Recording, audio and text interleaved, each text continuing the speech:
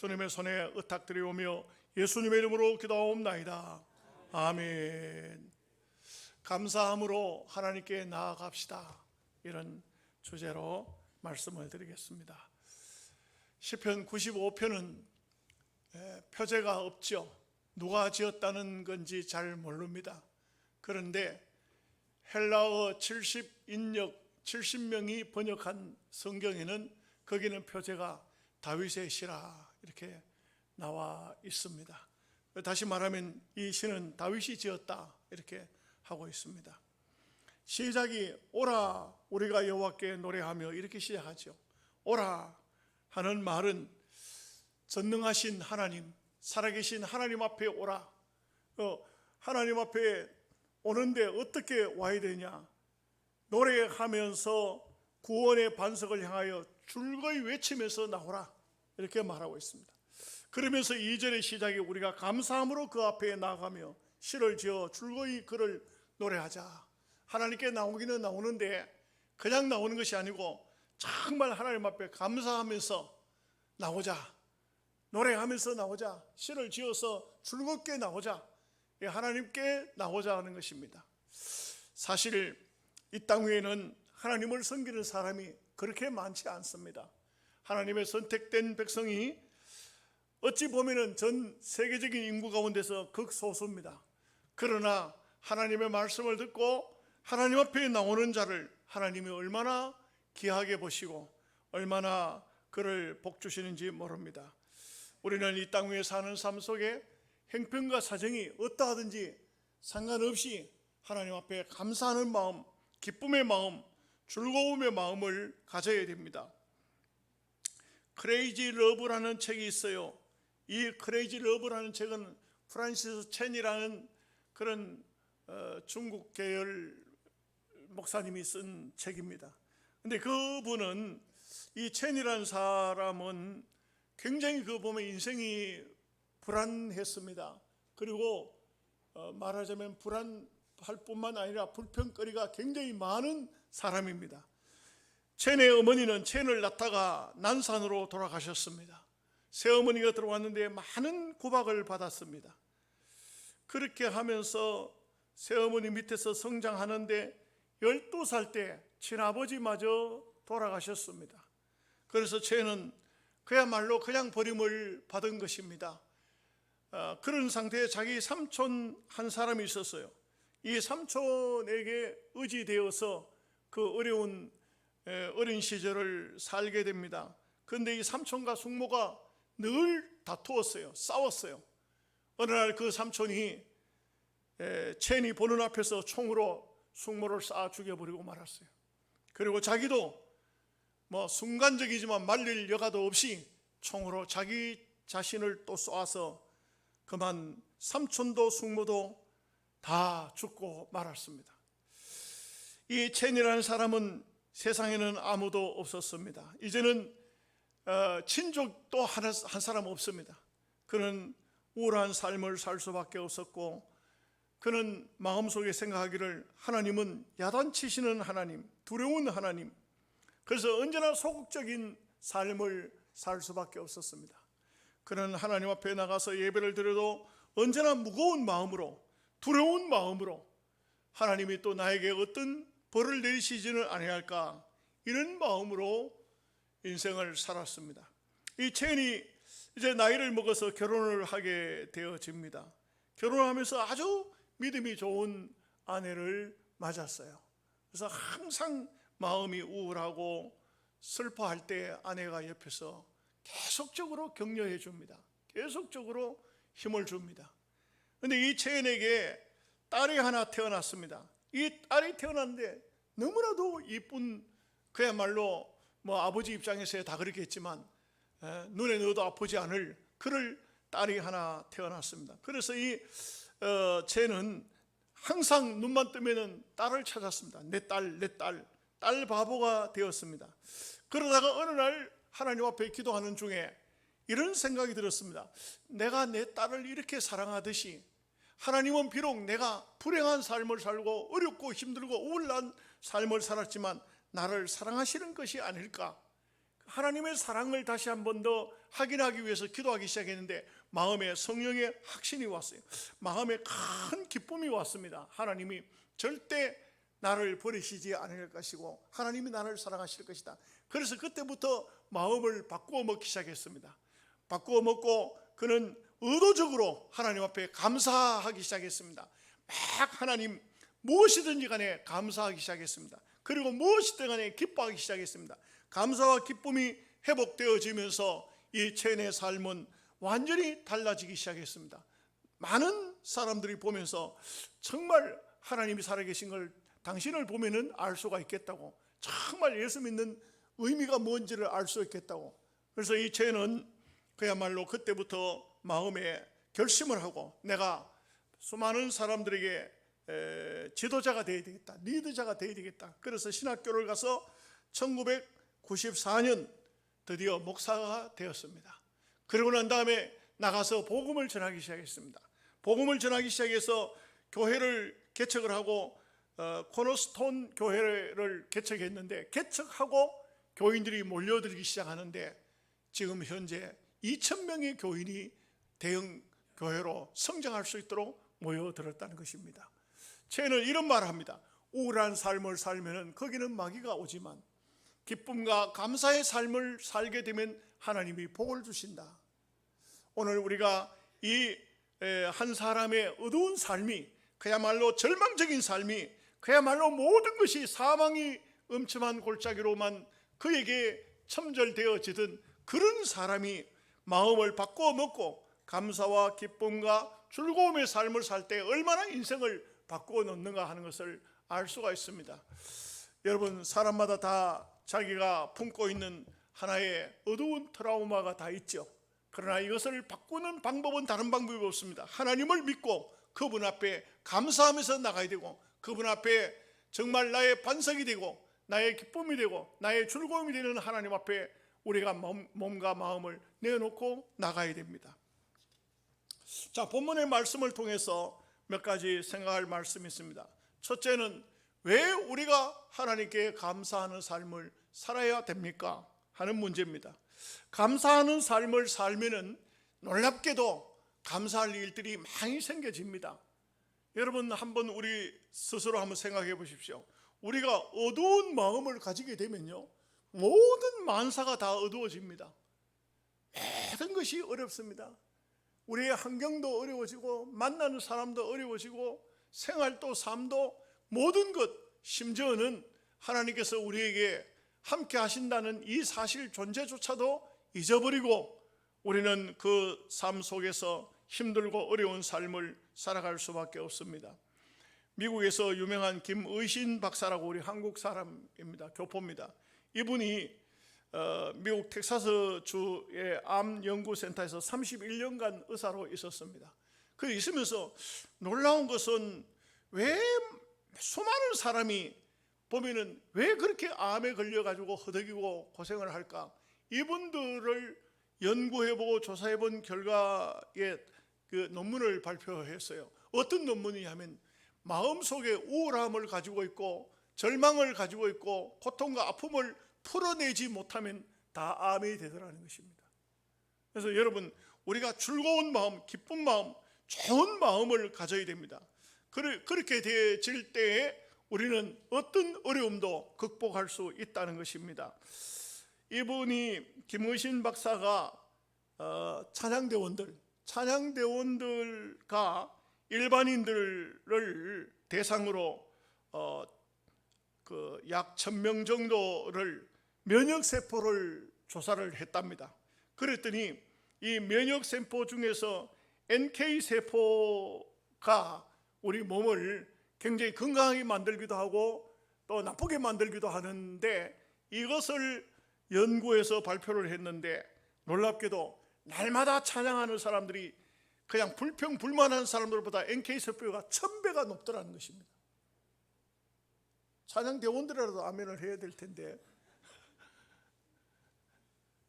이게 무엇을 얘기해 주고 있냐면은 우리가 하나님 앞에 감사하는 삶, 찬양하는 삶, 이런 삶을 사는 것은 하나님을 기쁘시게 하는 것도 있지만 내 스스로의 삶을 나를 건강하게 만들어 준다 이거죠.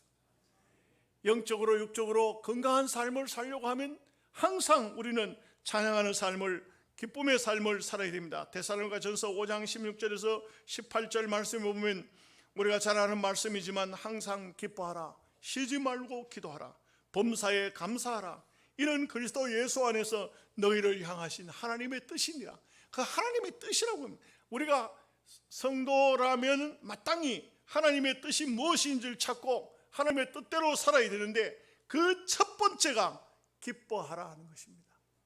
어떤 상황 속에서도 기뻐하라는 것입니다. 여기에 좋은 얘기가 하나 있어요. 미국의 스탠리 텐이라는 아주 유명한 회사입니다. 이분도 아주 미국의 기업 중에서 아주 대단한 기업이었던 것 같아요. 근데 그 스탠리 텐이라는 사람이, 이분이 척추암 3기에 걸려서 의사가 병원에 가서 이 수술을 해야 되는데 수술을 할 수도 없습니다. 항암도 못합니다. 이 방사선도 못합니다. 아무것도 할 수 없습니다. 당신은 그저 죽음을 준비해서 편안히 죽으십시오. 이게 뭐 얼마나 기가 막힌 일입니까? 그러니까 모든 사람들이 하는 말이, 야, 저분은 참 진짜 불행한 사람이다. 세상에 재수가 없어도 저렇게 재수 없는 사람이 어디 있냐. 그렇게 열정적으로 열심히 일해서 회사를 미국에서도 알아주는 유명한 회사로 일으켰는데, 그런데 척추암 3기에 걸려서 이제는 정말 바로 누워서 잠도 못 자는 이런 상태에서 불행한 삶을 살 수밖에 없고 죽을 수밖에 없게 되었구나, 이렇게 했어요.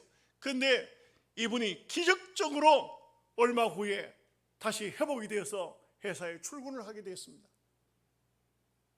많은 사람들이 너무너무 이상해가지고 물은 겁니다. 당신은 어떻게 수술도 안 되는, 방사선도 안 되는 이런 환자가 어떻게 살 수가 있냐고, 뭘 때문에, 어떻게 뭘 먹고 그 암을 고쳤냐고 그렇게 말했어요. 그랬더니 스탠리 텐이라는 사람이 이런 말을 했습니다. 자기는 가만히 생각해 보니까 처음에는 막 불만스럽다는 것입니다. 속상하더라는 거예요. 하나님께서 왜 내게 삶을 이렇게 짧게 하셨는가? 내가 지금 죽어서 천당에 간다고 하나님 무슨 덕이 될까? 그런데 어느 한순간 하나님 말씀을 읽는데 어떤 생각이 드냐면, 항상 기뻐하라. 근데 자기는 가만히 돌아보니까 너무너무 바쁜 삶, 너무 어려운 삶, 너무 막 투쟁적이고 경쟁적인 이런 삶을 살다 보니까 건강한 삶을 살지를 못했던 이유가 뭐냐면 늘 원망스러웠다는 겁니다. 늘 불평스러웠다는 겁니다. 그래서 이 사람이 마음을 바꾸었어요. 아침에 일어나면 거울을 쳐다보고 미소 짓는 얼굴을 하고 하나님 감사합니다, 감사합니다 외치기 시작했어요. 모든 방면에 감사하기 시작했어요. 그랬더니 놀랍게도 척추암 3기에서 의사도 손 못 대는 그 병에서 이 사람이 점점 회복되기 시작하고 암세포가 사라지기 시작해서, 그리고 6개월 정도 지나니까 완전히 암에서 노연하고, 그 다음에 1년 정도 되니까 완전히 깨끗함을 입어서 건강한 모습으로 다시금 회사를 경영할 수 있게 되었다는 것입니다. 여러분, 이렇게 해서 사는 것이 우리 하나님 아버지의 뜻이기도 합니다. 여러분, 우리가 이 땅에 사는 삶 속에 매일 불평하고 원망하고 그렇게 하면서 살아보십시오. 그런 삶을 살게 되면 얼마나 본인도 힘들고 옆에서 그 사람을 상대하는 사람들도 어렵고 힘들겠습니까? 시편 118편 28절에 주는 나의 하나님이시라 내가 주께 감사하리다. 주는 나의 하나님이시라 내가 주를 높이리다. 신앙인은요, 하나님을 높이고 하나님을 감사하고 이렇게 하면서 마음속에 기쁨이 오고 감사가 넘치게 되고 그래 하는 것입니다. 교회 안에는 원불교 신자가 없어야 됩니다. 원불교. 교인이 원불교 신자가 있나요? 제가 한번 말씀드렸잖아요. 원망과 불평의 신자가 원불교 신자예요. 교인들 중에 원불교 신자가 있어서는 안 돼요. 원망하고 불평하는 사람은요, 하나님 앞에 본인도 불행스럽지만 그 사람 때문에 얼마나 많은 사람들이 고통을 당하는지 몰라요. 그렇게 해서는 안 돼. 좀 죄송한 얘기인데 어떤 나는 볼 때 그 사람 말이 꼭 맞는 건 아니에요. 우리 교회를 떠나간 집사님이요. 왜 우리 교회를 왜 떠나냐 하게, 장로님들이 절대 안 웃는다 이게요. 장로님들 정신 차려야 돼요. 장로님들이 막 그냥 안 웃고, 교인들이 교회 예배 마치고 나온데도 웃지를 않다게요. 그게 기분 나빠 떠난대요. 나는 뭐 그 말을 꼭 믿지는 않지만 좀 우리 장로님들 얼굴을 좀 펴시고 좀 먼저 웃으시. 교인들 인사하러 나와가지고 인상 쓰고 있으면 어떻게 되겠어요? 저도 그래야 돼요. 솔직히 장로님들하고 인사하는데 참 이게 참 기분 좋게 손을 내밀고 악수를 하면 저도 기분이 좋은데, 어떤 때는 보면 아주 우리 한국 사람들은요 안 웃으면 인상 쓴 것 같아. 한번 여러분 보십시오. 참 그러면요 마음이 불안해. 내가 오늘 설교하면서 또 뭐 잘못했나 이런 생각이 들어. 그러니까 우리가 항상 감사하는 그런 삶을 살고 기쁨의 마음을 가지게 되면 하나님께 영광이 되지만, 가장 중요한 것은 내가 삶이 복되어지는 것입니다. 내 삶이 아름다워지는 것입니다.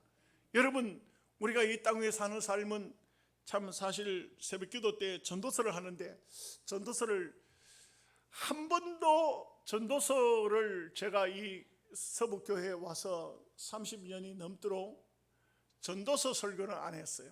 왜냐하면 거기는 허무가 너무 많아. 그런데 이거 나중에 세월이 흐르고 난 다음에 우리 목사님은 성경을 가르치되 전도서는 빼놓고 가르쳤다 이렇게 할까봐 새벽기도를 한번 해본데, 아이고 기가 막혀요. 모든 게 다 허무하다는 거예요. 허무하다는 거예요. 가만히 생각해보면 또 그렇게도 해. 예수 안 믿는 사람이 얼마나 허무하겠어요. 그 예수 안 믿는 사람들 막 술 먹고 춤추고 마약하고 다 이해가 된다니까. 그 무슨 뭐 의미가 있어야지 인생의 삶이. 근데 우리 예수 믿는 성도는 정말 여러분, 제가 극단적인 말을 해서 천당이 없다 해도 우리는 복받은 사람이에요. 내가 말을 잘못했나? 정말 우리가 예수 믿는 이 자체가, 예수 믿게 되면 경건한 삶을 살게 되지요. 예수 믿게 되면 죄를 멀리하게 되지요. 예수를 믿게 되면 하나님을 사랑하지만 또 사람을 사랑하게 되지요. 인간답게 산다고요. 얼마나 감사한 것입니까? 그런데다가 또 하나님은 더 큰 축복을 미래에다가 저 하늘나라 영원한 세계에다 주신 거 아니에요. 이 소망 없는 삶 속에 영원한 소망을 우리에게 주셨으니 얼마나 우리가 감사해야 하는 것입니까? 디모데후서 3장에 보면은 말세에는 고통하는 때가 이르리라. 고통하는 말세가 되면요, 사람이 전부 다 뭐든지 보면 고통스러운 게 많아요. 그런데 우리 사람들이 제일 문제가 뭐냐면 감사하지를 않아요. 말세가 되면 감사하지를 않아요. 감사하는 마음을 가져야 돼요. 참 부모는 자녀에게, 자녀는 부모에게 감사하는 마음을 가져야 돼요. 예? 우리가 누구를 대하든 부부간에도 마찬가지, 형제간에도 마찬가지, 이웃들에게도 마찬가지, 감사하는 마음이 없으면 큰일 나요. 요즘에요, 도시 같은 데서는 주차 문제가 보통 문제가 아니에요. 차를 남의 집 앞에 대놨다가 싸움 납니다. 이제는 주차 공간이 없으면, 주차할 데가 없으면 차는 사면 안 돼요. 그 차를 사가지고 그냥 얼마나 그냥 골탕을 많이 먹는지 몰라요. 그냥 여러분, 제가 그 생각하면 지금도 생각이 나요. 옛날에 영양에 처음 이제 제가 91년도에 왔을 때 이제 승용차를 한 대 몰고 들어왔어요.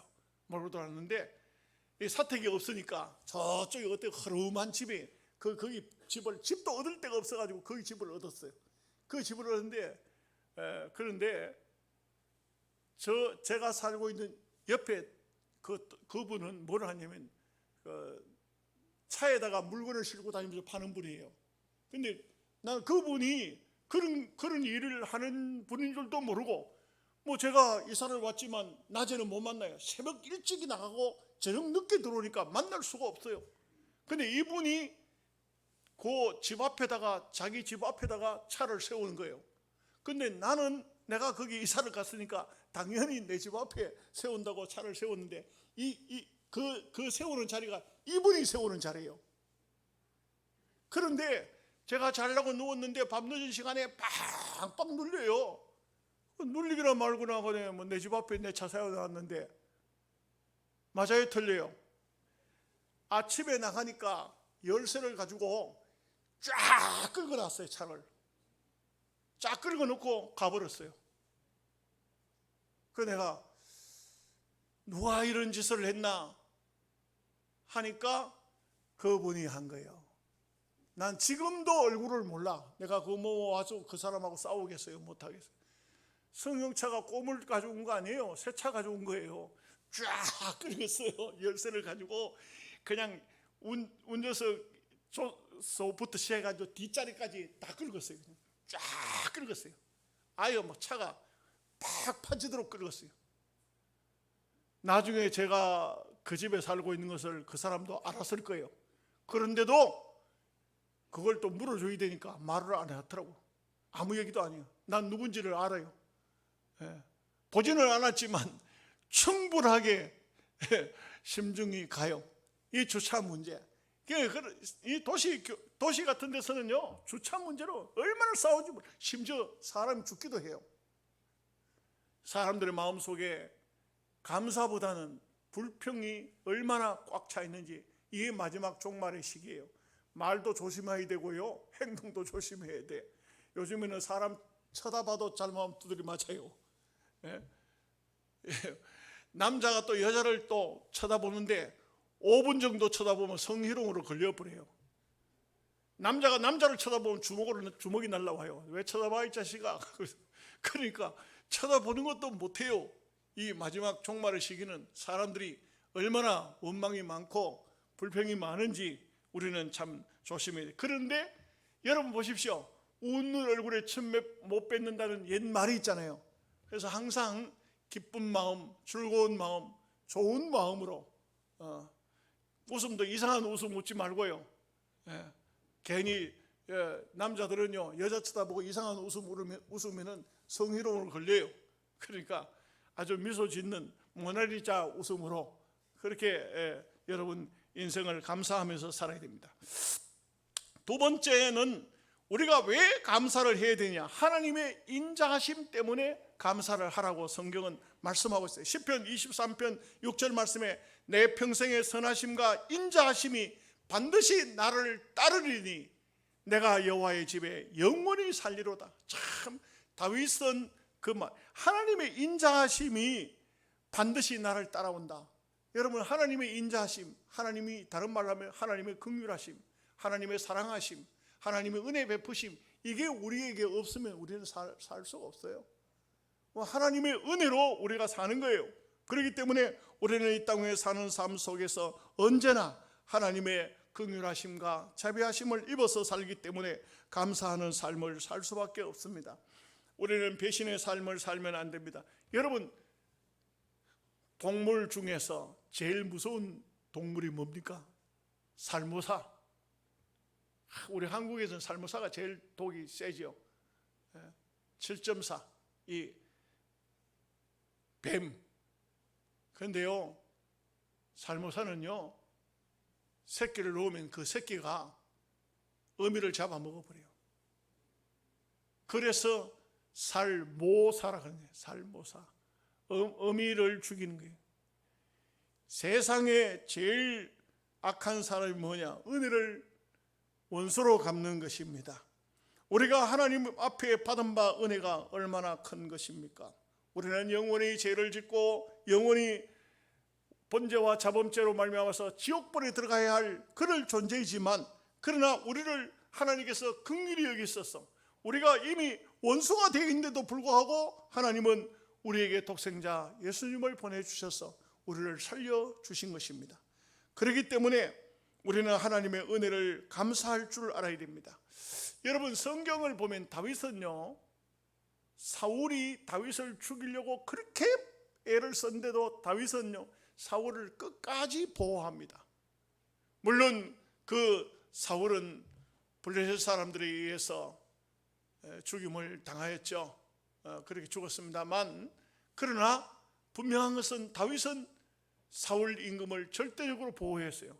근데 가만히 성경을 읽어보면 사실상 이 다윗 곁에는 아주 흉악무도한 그런 인간들이 많았어요. 요압이라든지 아비사라든지 이런 사람들이 많았어요. 그런데도 그런 사람들인데도 하나님은 다윗을 절대적으로 보호하신 이유가 뭘까요? 하나님 앞에 다윗은 주의 기름 부음 받은 자라고 그 끝까지 그를 사울 임금을 보호했던 그것을 하나님께서 아주 아름답게 보신 것 같아요. 그래서 보훈하시는 거예요. 하나님은 다윗을 그렇게 보호하신 것이에요.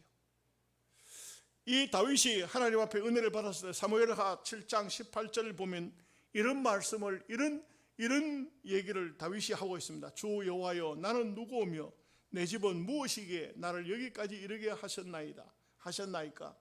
주와 같은 이가 없고 주 외에는 신이 없음이니이다. 참, 시편 23편 4절 말씀에 내가 사망의 엄침한 골짜기로 다닐지라도 해를 두려워하지 않을 것은 주께서 나와 함께 하심이라. 이 다윗은 정말 하나님의 보호하심, 하나님의 긍휼하심, 이 하나님의 절대적인 은혜를 입었기 때문에 다윗은 하나님 앞에 감사를 권하고 있는 것입니다. 한 가지만 더 말씀드리죠. 영원히 하나님과 함께 살아야 되기 때문에 하나님 앞에 감사하는 삶을 우리는 살아야 합니다. 시편 23편 6절 말씀에 내 평생의 선하심과 인자심이 나를 따르니 내가 여호와의 집에 영원히 살리로다. 우리는 이 세상만 살다가 끝나는 것이 아니에요. 저나 여러분이나 어느 날 어느 순간인가 세상에서 완전히 끝이 나는 때가 옵니다. 한순간 생명이 끝이 납니다. 이 세상과는 이제는 어쩔 수가 없습니다. 뭐 부모, 자식도, 형제간도, 누구도, 의사도, 누구도 우리의 삶을 세상으로 돌릴 수 없는 그런 때가 옵니다. 이제는 그리고 영적인 세계가 열릴 것입니다. 여러분, 영적인 세계가 열리면 어떨까요? 저는 경험을 해봤어요. 너무 신기하더라고요. 천사만 오면 되겠더라고요. 근데 우리가 영적인 세계가 이 세상에서는 고통스럽고 괴롭고 힘들다가 영적인 세계가 확 열리면서 그러면서 세상은 완전히 내게는 없고 영의 세계가 올 때 천사가 와서 우리를 이끌고 주님 앞으로 갈 것입니다. 그 영적인 세계에 들어가게 될 때 얼마나 감사할까요? 근데 여러분, 이 세상에서도 좀 감사해야 돼요. 불평불만하지 말고 감사하다가 정말 이 세상을 떠났을 때 주님의 나라에 가면 말로 다 할 수 없는 그런 감사가 우리에게 다가올 것입니다. 참 그 평안함, 그 고요함 속에서 평안함, 주님의 나라, 그 세계를 바라보시면서 여러분, 우리가 이 땅에 사는 삶은 참 힘들고 어렵고 여러 가지로 고통스러운 게 많을 것입니다. 그렇지만 하나님의 은혜를 마음속에 새기고 감사하면서 살아갈 수 있는 여러분 되시기를 주님의 이름으로 축복합니다. 하나님 아버지,